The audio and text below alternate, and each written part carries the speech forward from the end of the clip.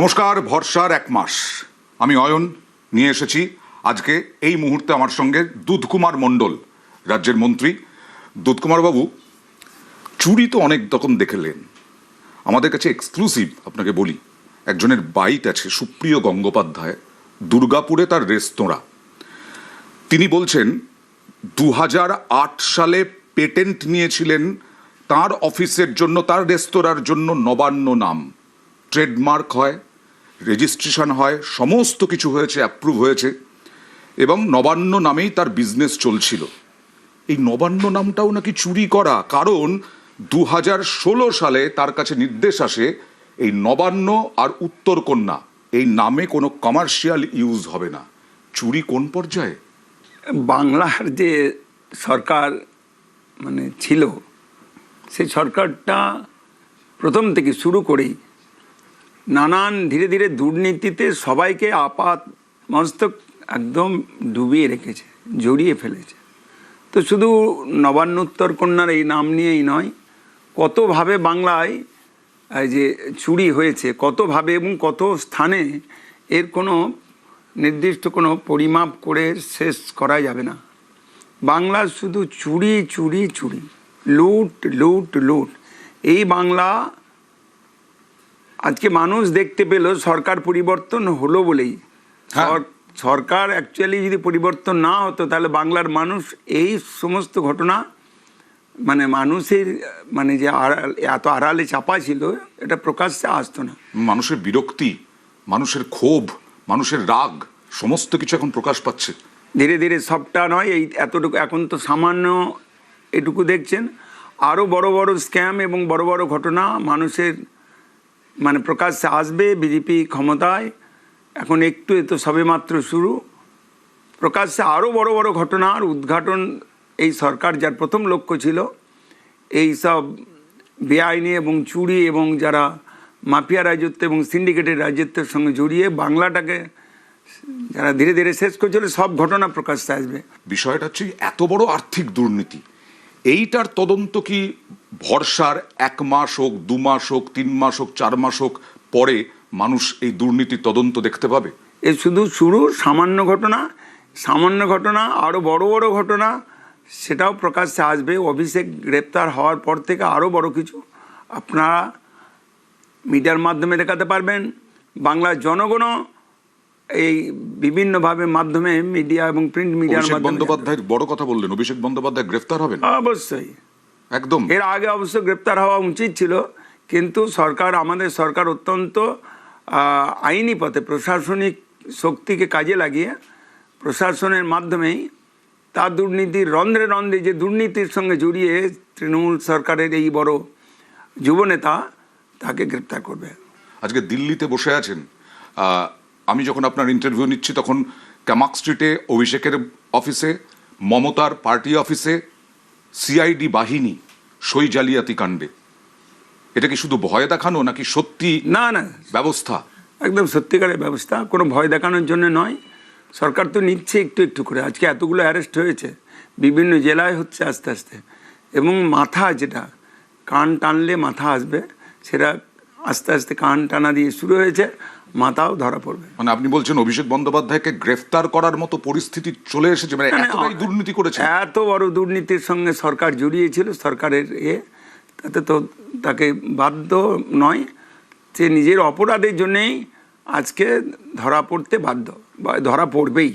অনেক অপরাধের সাক্ষী অভিষেক বন্দ্যোপাধ্যায়, যিনি করা করিয়েছেন, যিনি অনেক স্ক্যামের সঙ্গে জড়িয়ে আছেন। তার লিপস অ্যান্ড বাউন্স হোক, আরও যাই আছে রাজ্যে ক্ষমতায় থাকার জন্যে, সে কারণে তো এত দম্ভ এবং এত অহংকার। এই অহংকারের পতন নির্বাচনের মাধ্যমে হয়েছে। বাকিটুকু শেষ হবে তাকে যখন জেলে যেতে হবে তারপরে। আপনার বীরভূম জেলায় একজন গেছে, সেটা হচ্ছে অনুব্রত মণ্ডলের নৃত্যসঙ্গী ছিল, ছায়াসঙ্গী, আমাদের জটিলেশ্বর মণ্ডল, এবং আরও অনেকেই যারা আছে, তাদের নামে 21 বা তার পরবর্তী আগের সময়ে পূর্ববর্তী 18 সালের নানান ঘটনার সঙ্গে আমরা সেগুলো কমপ্লেন অনেক ক্ষেত্রে করেছি, কিন্তু প্রশাসন স্ট্রং এভিডেন্সের অভাবে তাদের এখনও কেস দিচ্ছে, কিন্তু আটকাতে পারছে না। এসবগুলো হবে ধীরে ধীরে, আরও একটু সময় লাগবে আমাদের।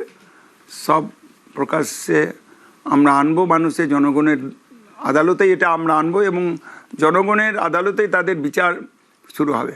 আপনার ওপরে সাধারণ মানুষের প্রত্যাশাটা কতটা এবং আপনার টার্গেটটা কি? দেখুন, এখন আমরা কোনো নির্দিষ্ট দপ্তরের দায়িত্ব এখনো পাইনি। মানুষের প্রত্যাশা হচ্ছে বিভিন্ন জনকল্যাণমূলক কাজ, সেই কাজগুলোর আমাদের ত্বরান্বিত করতে হবে, যেগুলো কাজের মধ্যে দিয়ে আর বেশি মানুষের প্রত্যাশা সেটা হচ্ছে আবাস যোজনা, বার্ধক্য ভাতা যাদের পাওয়া উচিত ছিল, রেশন দুর্নীতি, শিক্ষাক্ষেত্রে নানান দুর্নীতি আছে। আমরা দপ্তরে দপ্তরে গিয়ে ধীরে ধীরে একটু একটু করে খোঁজ নিচ্ছি। আচ্ছা, এখন ওই দপ্তরে যারা লোক ছিলেন, সরকারি কর্মচারী, বিভিন্ন আমলা এবং এরা, তারা নিজেদের বাঁচার জন্য এখন আমাদের আর গায়ে গা মিলিয়ে থাকতে চেষ্টা করছেন সবাই। এখন এটাই তো খুব স্বাভাবিক। সরকার হয়ে যাওয়ার পর, ক্ষমতার পরিবর্তন হওয়ার পর সবাই এখন বিজেপি হতে চাইছেন। আমি গতকালকে গেছিলাম সিউড়ি ITI কলেজের। আচ্ছা, ভারত সরকারের উদ্যোগে একটা মেলা ছিল, ন্যাশনাল যারা অ্যাপ্রেন্টিসশিপ মেলাটা, যারা ওখান থেকে সরাসরি চাকরি, বিভিন্ন কোম্পানির লোকেরা এসে ওখানে যাচ করে নিয়ে, পরীক্ষা নিয়ে, তাদের ইন্টারভিউ নিয়ে তাদের হাতে হাতে দিচ্ছিলেন। সেখানে গিয়ে দেখছি আমার ভাতৃপ্রতিম ভাইস প্রিন্সিপাল রবীন্দ্রনাথ আদিত্য, সে বলছে, দেখছো তো কালকে পর্যন্ত যারা তৃণমূল ছিল, এখন তুমি এসেছো সবাই যেন বিজেপি হয়ে গেছে। ভয়ে তারা অনেক দুর্নীতি করেছে, দুর্নীতি করতে বাধ্য হয়েছে কিনা আমি জানি না, কিন্তু দুর্নীতির সঙ্গে তারা গা মিলিয়ে চলেছে। এখন তারাও মনে হচ্ছে যেন আমাদের এই পাপোস খালন হওয়া দরকার, সেই জন্য বিজেপির সঙ্গে মিশে থাকতে চাইছে। এর বিচার হবে। কিন্তু এটা তো দুধকুমারবাবু, এটা খুব স্বাভাবিক যে তৃণমূল স্তরে যারা তৃণমূল করতো তারা বাঁচার জন্য এখন প্রচুর দুর্নীতি করেছে, তারা এখন বিজেপিতে যোগ দেওয়ার চেষ্টা করবে। এবং ইতিমধ্যেই নাকি বেশ কয়েকটা জায়গা থেকে এইরকম বিজেপির নামে তোলাবাজিও শুরু হয়ে গেছে। আপনারা পারবেন ঠেকাতে? অবশ্যই, সেই শক্তি আমাদের আছে। যাতে আর তোলাবাজি না হয়, রিক্সাওয়ালার কাছ থেকে মাসে 300 টাকা যেন না নেওয়া হয়, এই ভরসাটা দিতে পারবেন? আমরা বলেছি যে ভরসা ফিরিয়ে দেওয়ার জন্যে, ভয় হারিয়ে সরে গেছে, ভরসা ফিরে পেয়েছে। সেই জন্য এটা মোদিজি যে সেটাকে তো আমরা অক্ষরে অক্ষরে পালন করবো এবং এটাকে মানে মানুষের কাছে ওই বিশ্বাসটা আমরা নিয়ে যাব যে আমরা এটা করেই ছাড়বো। যারা এখন করছে কিছু লোভী এবং স্বার্থান্বেষী মানুষ, যারা বিজেপির সঙ্গে ঢুকে আছে, তারাও পূর্বতন সরকারের এই পথটাকে একটু ভালো বলে মনে করছে এখনই, কিন্তু ওটা টিকবে না।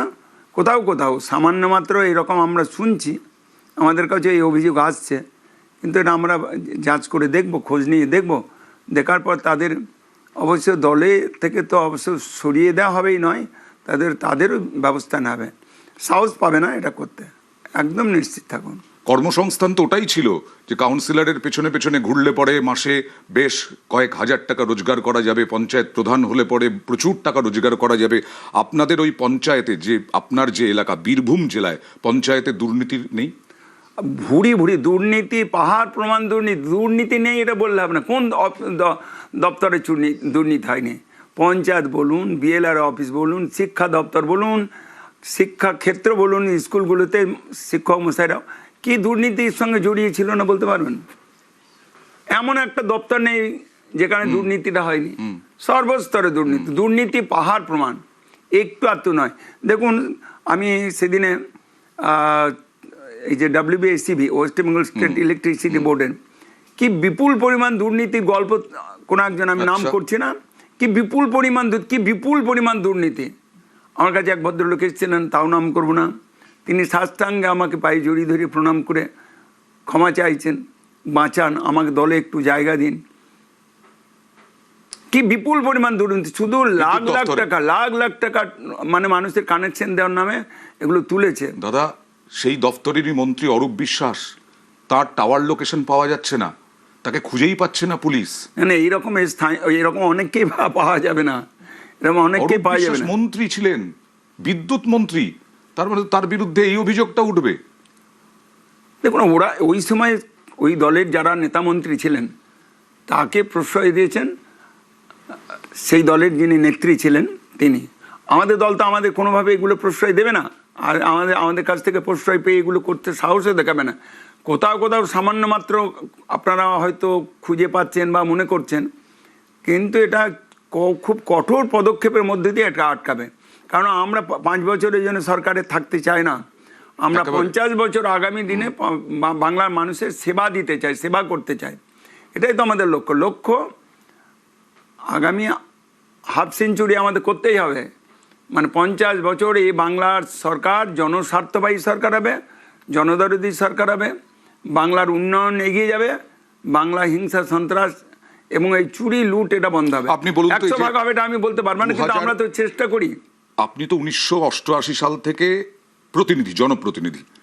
2011 সালের পালা বদলেরও আপনি সাক্ষী, কিন্তু কখনো এই সাক্ষী থেকেছেন, প্রত্যক্ষ করেছেন যে লোকে রাস্তায় বেরোলেই ডিম ছুটছে, চোর চোর স্লোগান হচ্ছে সিপিআইএম কর্মীদের বিরুদ্ধে? কিন্তু দেখা যায় না, না, না, কখনো দেখিনি, এটা কখনো দেখিনি। করেছে তারা, কিন্তু এই এই এই যে পরিবেশটা মানে এটা তো মানুষ অত্যন্ত ক্ষোভে করছে, রাগে করছে, মানুষের মানে রাগ মেটাবার, মানে জ্বালা মেটাবার জন্য এটা করছে। যা মানে মানুষ সত্যি কথায় বাংলায় 15 বছর ধরে সরকারের শাসনকালে বাংলার মানুষের গণতান্ত্রিক অধিকার হারিয়েছিল, মানে বাক স্বাধীনতা বলতে পারি না। আমি আজকে যেখানে গেছিলাম সেখানে বলছি, অবাক হয়ে যাবেন, কোন একজন অফিসারের সঙ্গে কথাবার্তা বলছিলাম সেখানে রাজভবনে গিয়ে, তা বলছে আমাদের বলার কোনো অধিকার ছিল না, আমরা কিছু মুখ ফুটে বলতে পারতাম না। দেখুন চাকরি করছি, চাকরি করেই আমাদের বাঁচতে হবে, চাকরি এই যদি বলতে যেতাম, তেমনি অনেক আমাদের যারা বলেছে, প্রতিবাদ করেছে, তাদেরকে অনেক দূর দূর পর্যন্ত গিয়ে মানে ট্রান্সফার নিয়ে যেতে হয়েছে, এবং অনেক পরিবারকে ছেড়ে তাদের চাকরি ছাড়া হয়েও থাকতে হয়েছে, কিংবা চাকরি বাঁচানোর জন্য তাদের কষ্ট সহ্য করতে হয়েছে, কিন্তু করেছে তো অনেকে। ওনারা বলছেন আমরা করিনি এই কারণেই, আমরা দেখলাম সরকার বদল হলে আমরাও আবার বদলে নেব। আজকে প্রশাসন তো সত্যি কথায়, আজকে পুলিশ প্রশাসন, সরকার পাল্টে গেছে, এখন তারাও নিজেদেরকে পাল্টে নিয়েছেন।